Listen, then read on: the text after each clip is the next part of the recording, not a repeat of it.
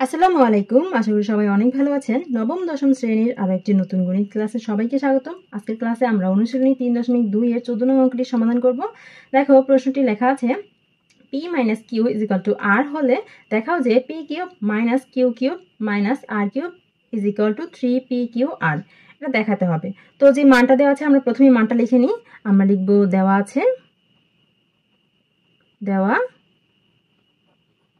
আছে কি মান দেওয়া আছে p - q এর মান দেওয়া আছে r।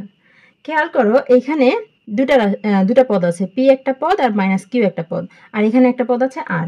আর আমাদের যেটা দেখাতে বলেছে সেখানে বাম পক্ষে কি আছে p cube - q cube - r cube আছে, তাই না? তো সেটার মতো করতে গেলে কি করতে হবে, ঘন নির্ণয় করতে হবে, মানে এটাকে ঘন করতে হবে। তো আমরা উভয় পক্ষে ঘন করে দিব, p - q এখানেও ঘন করে দিব আর সমান দিয়ে r এর মধ্যেও ঘন করে দিব। এখন আমরা সূত্র লিখতে পারি, p কে যদি a ধরি আর q কে যদি b ধরি তাহলে a - b হোল কিউব এই সূত্র আমরা লিখতে পারি। a - b হোল কিউব এর সূত্র কি, a cube - b cube -3ab * a - b।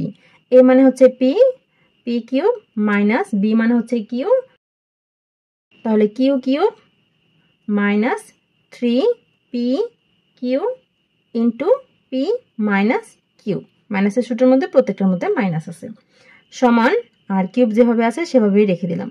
এখন খেয়াল করো এখানে p - q আছে, প্রথমেও কিন্তু p - q এর মান দেওয়া আছে, তাহলে এটা যেহেতু মিলে গেছে তাহলে এটার মান আমরা আর লিখে দিতে পারি, আর বাকিটুকু যেভাবে আছে সেভাবেই রেখে দিব। 3pq এটার মান হচ্ছে r, ঠিক আছে? এখানে একটু গুণ দিয়ে লিখি, সমান r কিউব। এর পরের লাইনে আমরা গুণটা করে দিব, p cube - q cube -3pqr, গুণ করলে হয় 3pqr সমান এই পাশে হচ্ছে r কিউব। এখন দেখো আমাদের প্রশ্নে কি বলেছে, p cube - q cube - r cube এর মান দেওয়া আছে, তাহলে আমরা কি করব, p কিউব - q কিউব আর r কিউবটাকে এই পাশে নিয়ে আসব। তাহলে p cube - q cube r cube, এটা প্লাস আছে সমাধানের এই পাশে চলে আসলে -r কিউব হবে।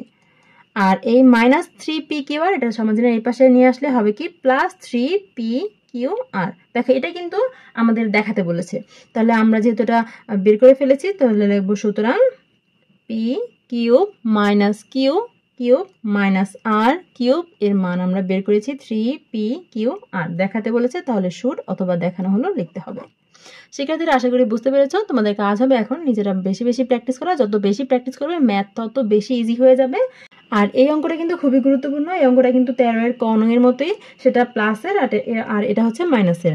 অনেক সময় বেশিরভাগ সময় এই অঙ্কটা সেম রেখে বা একটু চেঞ্জ করে প্যাটার্ন সেম রেখে সৃজনশীল প্রশ্ন করে দেয়। সুতরাং এই অঙ্কটা তোমরা যদি প্র্যাকটিস করো তাহলে সেই ধরনের সৃজনশীল প্রশ্ন উত্তর করতে পারবে আশা করি।